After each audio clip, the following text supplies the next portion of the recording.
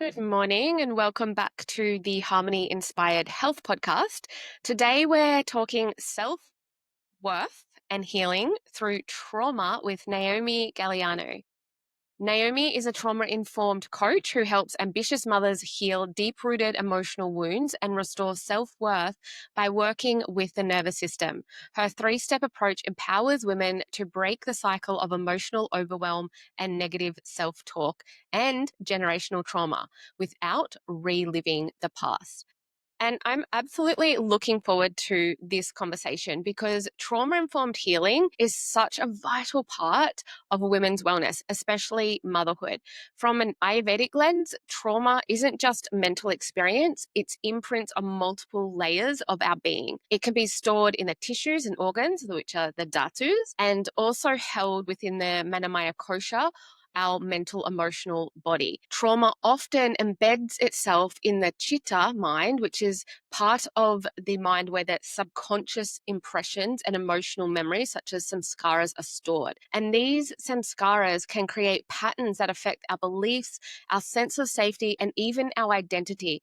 And when this happens, prana, our life force, energy, it gets blocked, leading to emotional overwhelm, burnout, and disconnection from our true self. And that's exactly why both in my higher self method and inside the Ayurveda Alchemist Academy, we take a multi-dimensional approach to healing. We don't just work on the surface. We work across the layers, nervous system, mindset, and energy and soul, so that women can release what's been holding them back and step into their highest potential. Because we know that true healing isn't just about coping. It's about returning to our wholeness, our dharma, and our inner power. So I'm really, really looking forward to having this conversation with Naomi. Welcome to the podcast. Thank you, Harmony, and thank you so much for having me on here and for the invite to come on. It's a real privilege and honor. And wow, I just love everything you just shared around how you heal trauma through Ayurveda. I can never say it properly. No, you did. Perfect. But yeah, so important to heal on all the different levels. And this is something that so many approaches miss. So it was so brilliant to hear you talk through that. Yeah, amazing. So, why do you believe that so many women, especially high achieving women, struggle with their sense of self worth, even when it seems like they have it all together on the outside? That's a big question. That's a big question to start with, but I want to really sort of narrow into like often we think that if a woman looks really confident on the outside, then they're not struggling with self-worth issues. And therefore, we attach self-worth or poor self-worth to perhaps a traumatic experience or trauma. So I kind of want to really dive into the self-worth part and how it can be disguised. And that is why I've opened with such a big question, but I would love to hear your take on that.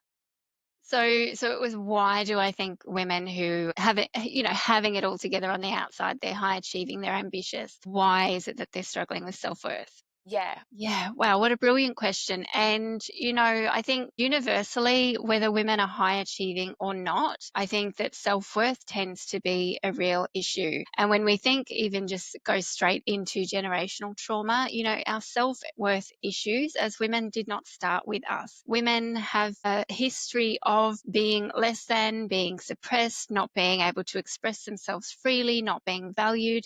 The most important role that we have, I think, in order to keep the species and the planet going is to bring children into the world and raise them. And this is a job that women do a lot of the time, thanklessly. It's not valued, whether they don't value it themselves or society doesn't value it.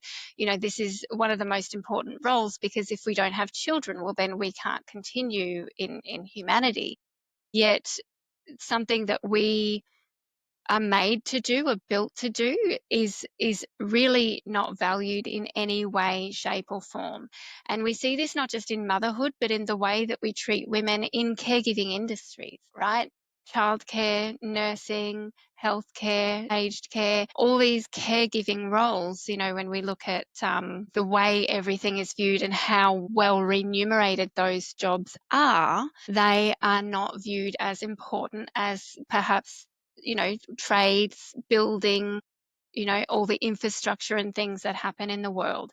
And so even now as a society, even though women have come a long way as far as it comes to equality, what we are and who we are is still not valued in our society. And that still happens in quite a blatant way still now in our everyday life. Mm. So why I think is because it historically it's come through the bloodlines and it has continued and continued and continued. And there are many, I talk about archetypes in my program. There are many archetypes that we fall into as women, behaviors, ways of being that we've learned keep us safe in the world, ways of being that help us to be valued and help us to feel worthy, like high achieving, for example.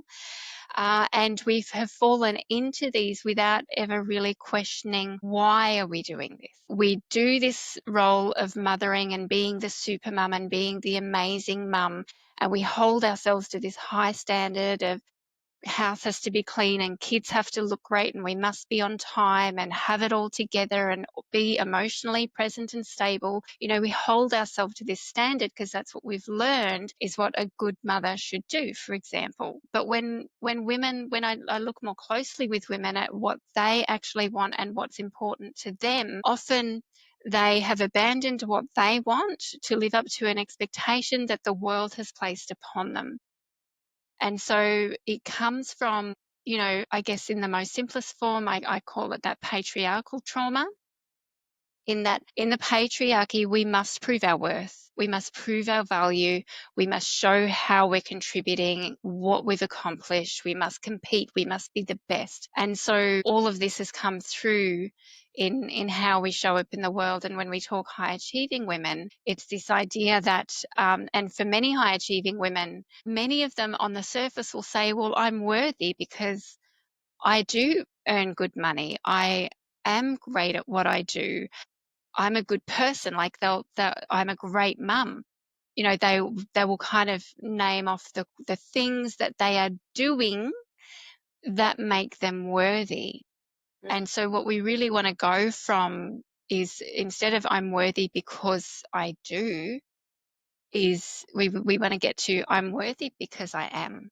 Yeah, I love that. And it's really interesting that you pointed out, like, we have such high expectations on what we're meant to be in this world as women, set by the, society. However, you also mentioned society deems what we do not as worthy or not as grand or not as great. So it's a really sort of interesting play around with those two sort of dualities. You've got to be worthy and you've got to do this to be worthy, but even though you're doing that as a woman, it's sort of not enough. It's never going to be the ultimate, and that plays into sort of our need to always prove our worth and prove that we can do it all and have it all. And yeah, there is just so many, we've said it multiple times before, like we wear so many more hats now as women in this modern world, and it can be really overwhelming, it can be really confusing, it can be really tiring, and all of the things that come with that. And at the same time, we do have more opportunities than, say, women did hundreds of years ago. So it's this constant sort of battle of finding our place in this more opportunity, but also these higher expectations of ourselves from the people around us and even ourselves. And I know when we look at it from like an Ayurvedic doshic lens point, we have the pittas who are often the high achievers, and they mask their feelings with overworking or stepping into these leadership roles and just completely being ultra focused in that, because they don't have to then feel anything on that deeper level about who they truly are. And so I think it is a really fascinating sort of time to be in, and to I guess rip apart and to observe and see what's happening in the world. I know that you've said that restoring a woman's innate sense of self-worth changes everything. So can you explain what this looks like and how it starts to shift how she shows up for herself and her family? Absolutely, absolutely. So I could do this through sharing a couple of examples of clients that I've worked with where we have restored that innate sense of self-worth. And so one particular client, her name is Ree, she came to me completely overwhelmed with motherhood, feeling like she was failing, not able to keep up with it all. She'd had, her youngest is 18 months old and she's 42. And so it was, and she had two other children. So she was really kind of drowning in motherhood, but also feeling like I need to get back to work and do something of value. And I felt very much the same, in my motherhood experience. I had three children. The two youngest had special needs, so I was completely overwhelmed with doing everything I could for them, special diets, all the things, but focused 100% on them and not at all on my own well-being to support them. And so Ree went through my program, and through the program we do restore the innate sense of self-worth through the sessions, through the one-on-one sessions that we do. The change is instantaneous and how we show up is different in the world. And what she said to me was that now that she feels worthy, she's coming from a place of how can I look after me in this? And she said that when she puts herself at the center, but not at all in a selfish way, but when she puts herself at the center of what's happening, then somehow everyone else is better off. And she could only do that through feeling worthy, because prior to that, it felt selfish. And most women feel this. They feel that focusing on themselves, looking after themselves, saying no to others, setting boundaries, that's all selfish. And they shouldn't do that, because we've been taught as women, good girls, we're compliant, we look after others, it's our job to keep everyone happy, all of that kind of thing. But when we restore the innate sense of worthiness, the woman is able to really tune into what it is that she needs, what's important to her, how she wants to show up, and she's able to place that at the center, at least equally to those that she loves. And she's able to come from the place of, if I look after myself, then everyone else actually benefits, because I'm happier, my cup is full, I'm coming from overflow. And yeah, it's really just incredible, the transformation that happens. They're able to make decisions based on what they truly want rather than what they think is expected. So I've got another client. Again, she was looking to get back into corporate work. Her husband was, she was wanting to earn more money, but yet again, after we restore her self-worth, she's thinking, actually, I don't really want to go back to corporate. That's a lot of pressure. And then I'm going to have less time for me and my practices and the things I like to do. And the kids are still young, and spending time with them is important to me. So she was really able to actually hone back in on her needs and what was important, and realize that going back to the corporate job was more her husband's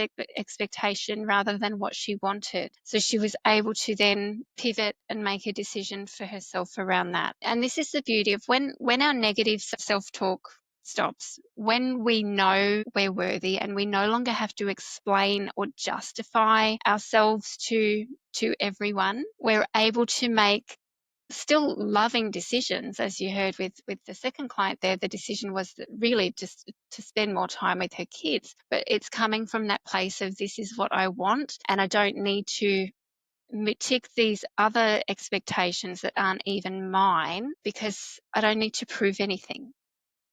Does that make sense? Yeah, absolutely. But I feel that our listeners and women in general, they logically know that, yeah, if I can make more decisions regarding what I want, then I'm going to be happier, I'm going to be healthier, and there's that ripple effect.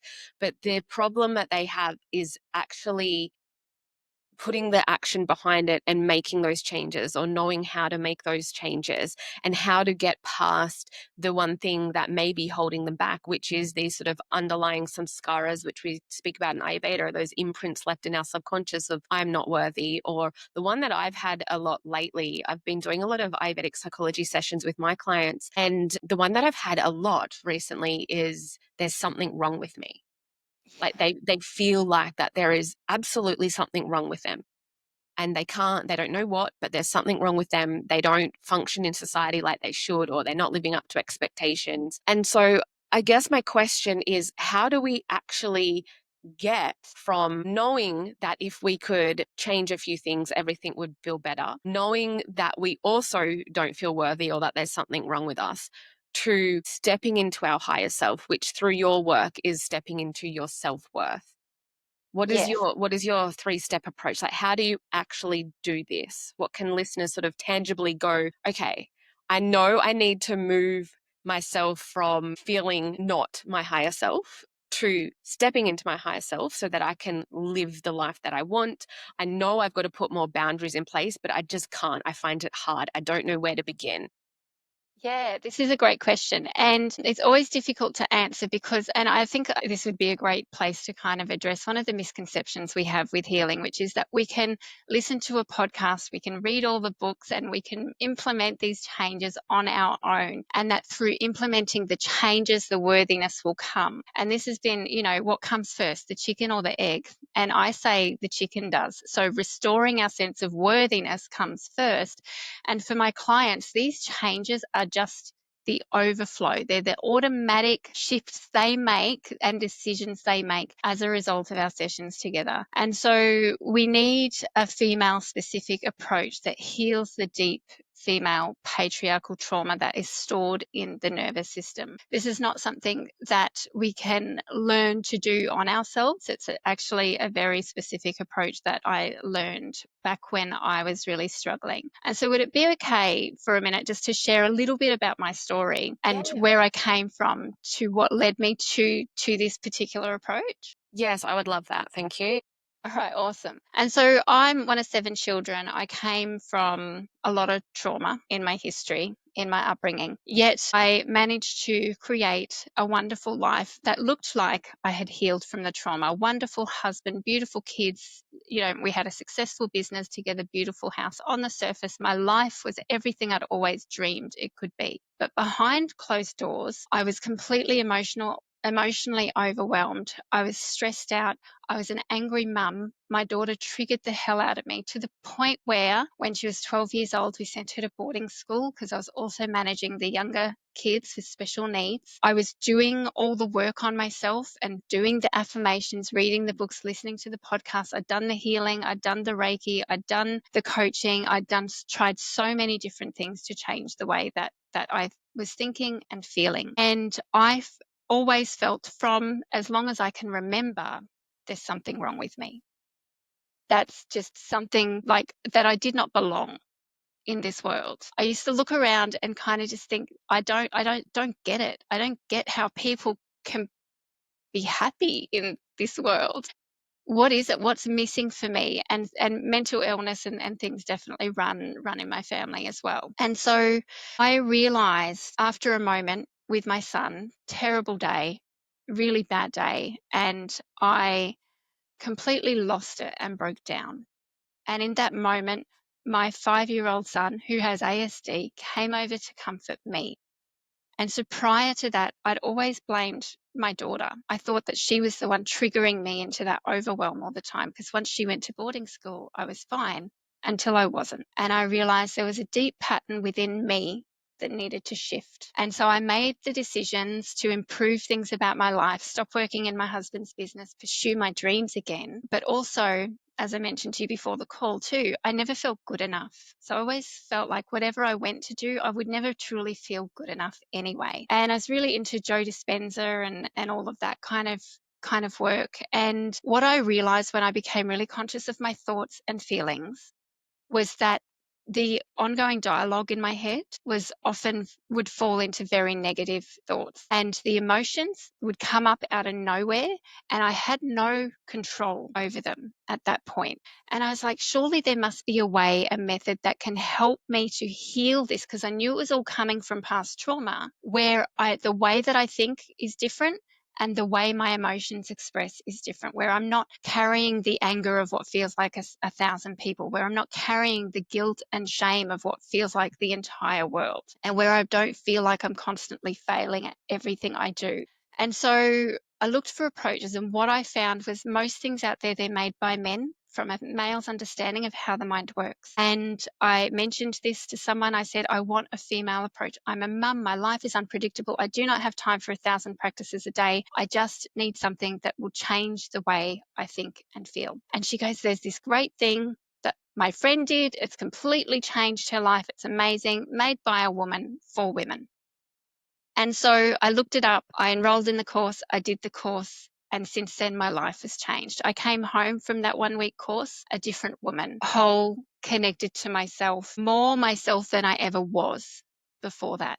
No longer feeling not good enough, no longer struggling with the angry outburst, no longer having the guilt, like just really reconnected to myself. And then since then, I've been trying to get this work out to the world to tell these women about this amazing method that can create these shifts in a really big way fast. And that happens through a session that somebody else facilitates. So in terms of creating the big shift in healing the trauma, this is something that is facilitated. I mean, I have tools that I teach in my group program that women can use at home. But when we're talking about healing trauma at its root cause, this is a process that is facilitated by somebody else. And so what makes this process different is that it understands that we as women are different. And the creator of this process, her name is Marilyn Shermer, recognized a couple of things. She recognized that women in healing and personal development would revert back to how they used to be. And when you mention you've had a lot of women coming to you feeling, oh, there's something wrong with me. Why can't I just get this? I've worked on this before. Why am I not getting it? It's because we just haven't healed at a deep enough level. And so what Marilyn recognized was that men were fine with the approaches out there. They worked quite effectively for men, but for 80% of women, we would revert back. And so there was a couple of important things she recognized. The first thing being that epigenetically, trauma is passed down. We inherit past trauma. And, you know, when we opened, when you said why do we feel unworthy? It's because it's like it's in our bones that women are less than, unworthy, suppressed. And then there's all the wounding, the female wounding that has happened as a result of how we've been treated over thousands of years. And so it makes sense that this is pretty deep within us. Now, the other amazing genius thing that Marilyn thought of was that as women, and you probably know this, Harmony, when your grandmother was pregnant with your mother, you existed inside your mother's ovaries as an egg for, I believe, 5 months of that pregnancy, right? Mm. And so in her juices, so to speak, like within her being, you existed as an egg within her. And so this process and we're born with all of our eggs. We do not make any more eggs as women once we're born. And so you think about what your grandmother went through in her lifetime, and then that's being passed down to your mum in that pregnancy, but also down right through to the eggs as they are formed as well. And that's been happening for generations. So it's deeply passed down. But also what Maz hypothesized was that as women, in order to unconsciously grow a baby within our bodies without even thinking about it, that we must have access to a different realm of unconscious information that men don't have access to. Because why would men need access to the information that grows a baby? Does that make sense? Like when you when you really think about it, like why would they even think to create something that would access that information? And so she thought, well, if this information knows how to pass on all this stuff and pass on the trauma, grow the baby unconsciously, well, then maybe this same realm of unconscious information knows how to heal it. And so she built a method around these understandings, around the fact that this lack of self-worth, it starts well before us, and around this understanding that we do have the answers to heal that within us. And so she built a process around that which helps us to access the wisdom that we need to within us to completely resolve the problems that we have that impact our self-worth negatively. And when you go through this program and this process, you literally come out a different person, more you than you ever were. It's like a return to wholeness and no longer everything that wasn't you, to really connected to you, which is why when I share with my clients stories, they didn't have to think about implementing those things first to feel worthy. It just came from this innate sense of worthiness within them that actually, this is what I need, so this is what I'm going to do. I Mhm. know that was a long story, but is that making sense? Yeah, yes, definitely making sense. I'm just trying to see it as, is it sort of like a timeline regression or a hypnotherapy? Like how, like people are going to be curious of how this actually works. Like what does it do? Like there's logical steps in that. I understand what you're saying happens as it evolves, but like what is the process doing? Because I know you talk about it's not reliving any trauma as well, which I love. And I really agree with that. A lot of the time, people, especially in this, like, unregulated coaching industry, people are doing some really dangerous stuff and they're making people dive deep into their traumas and they actually don't know how to hold space for them, even though they may say they do, and they don't know how to transition them out. And they're just reactivating traumas, they're reactivating their central nervous system and not actually giving them proper methods to support their healing journey. And on the flip side, people who are so wanting to heal from deep traumas or have that underlying belief that there is something wrong with me, they're always looking for the answers. And sometimes they're just stuck in that trauma bond with themselves and stuck in that trying to heal, trying to do the next best thing, and constantly reliving that trauma for themselves because they feel almost safe there. It's safer to be in this traumatic state and the feeling of I'm not worthy to then actually having to make some changes to change themselves and to re-envision themselves as their higher self. So I guess what I'm just trying to understand is, what does that sort of process look like? I know and understand that it's a guided process, but could you just share, is it like a guided sort of meditative process? Is there words? Is it like hypnosis? Is it going back into timeline regression? Or is it sort of looking, visioning back into generational past? Like, I'm just trying to Yeah. picture what it looks like because I'm so interested in this stuff. Yeah, absolutely. And so it's a closed eye process where, yes, I take them on a journey that does harness the power of perception rather than visualization. They might visualize in it, but that's not necessary for this to work. And through the story that I take them through, we're able to work on specific traumas that are really female specific traumas in a safe way that rewires the subconscious mind and also helps to release it as well from the cells. It resets the nervous system because the perceptions completely shift around the different topics that we work on. And so as a result, from the beginning of the session to the end of the session, their perceptions about the particular topics that we work on within that session and the way they feel within them, their emotional response to triggers that we kind of measure before the session, are completely shifted. And so, yeah, I hope that answers your question. Yeah, no, I love that it works on perception. And it's like, that saying, if we want to change the way we see something, we have to change our perception. And that's true for ourselves. If we want to change the way we see ourselves, because we see ourselves as unworthy, or we see ourselves as not good enough, or we see ourselves as there's something wrong with us, we have to change that perception. And that is like the most important part. And that's what I find people really struggle with, is how to change their perception when they've been living with this perception of low self-worth for so long, and trying to be able to change that to step into their higher self. And that's why, even like in my higher self methodology, we look at health alchemy. So we look at the physical, the mental, emotional, spiritual health of the person, because when we're feeling good, we can try to slowly make these subtle changes. But then the second is the empowered mind paradigm, which is all about changing perception and revisioning and re-understanding, I should really say, who we are. And then the third is dharmic impact, how to align with our dharma and the right actions.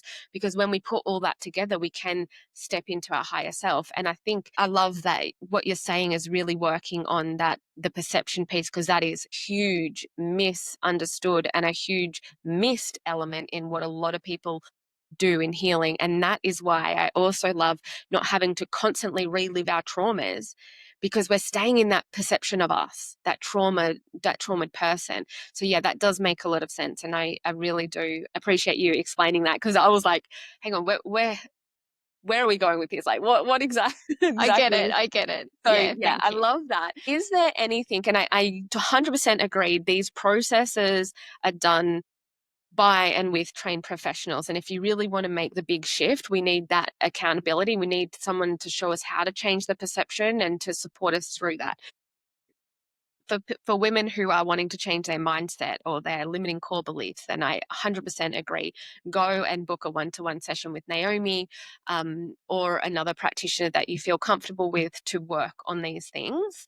Like I said, I've recently just had so many clients come in for Ayurvedic psychology sessions, which is, doing the similar thing, just in a different method. But what are some things that our listeners today could do that is going to help them shift into this state of worthiness before they can sort of, while they're waiting for their session or waiting to book in? Thank you. This is such a great question. Another thing that I'm really passionate about, which is you must make the decision to believe that it's got to be better than where you're at.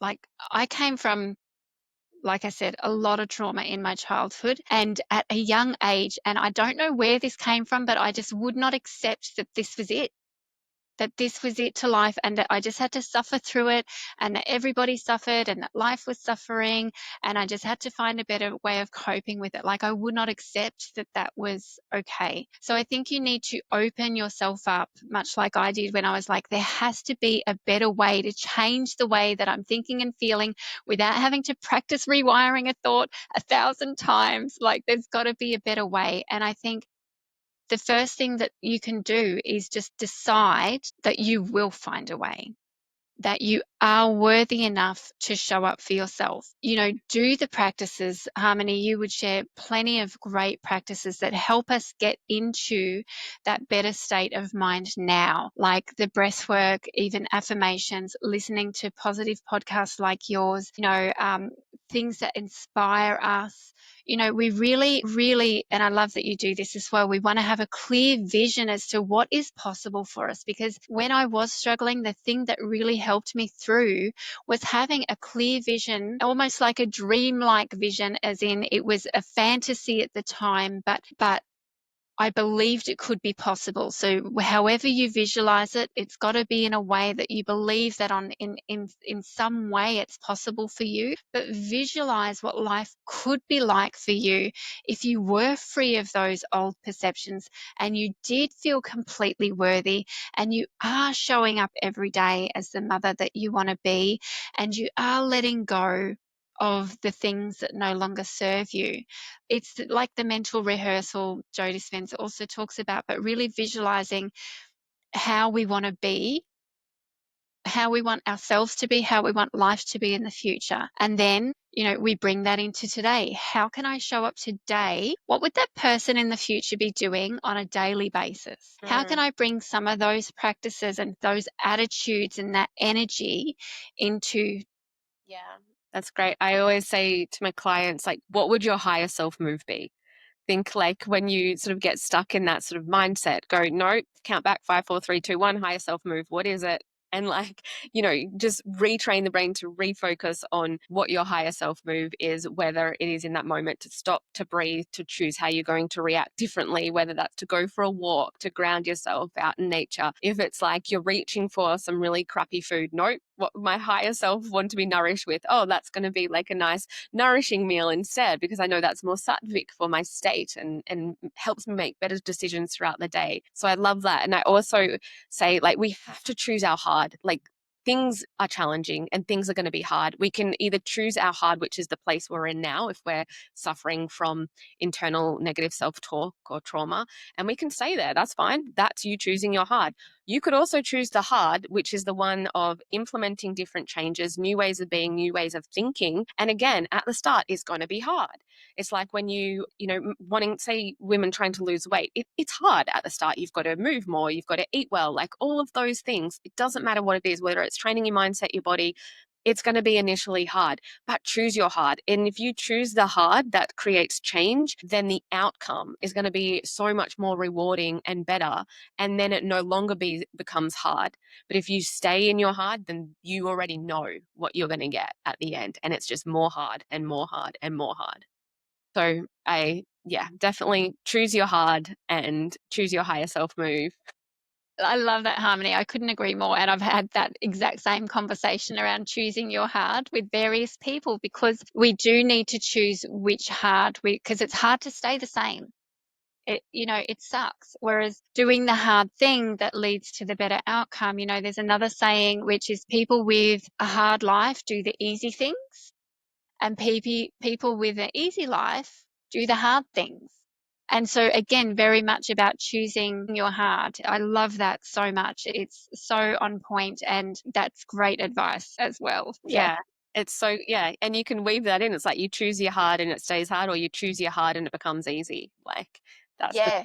the two pathways. And that's true for business too. Like, we don't love showing up all the time on social media or having to put ourselves out there and be vulnerable and be in front of people and all this, but it's part of our business model. And so I could choose the hard, which was to stay in shift work and nursing long hours in emergency department, or I could choose my hard, which was to create the business of my dreams. But I have to, for someone who hated public speaking and putting myself out there, I've really had to change that perception of myself, which was I can't do that. And that's not me. And I don't want people to see me in that way.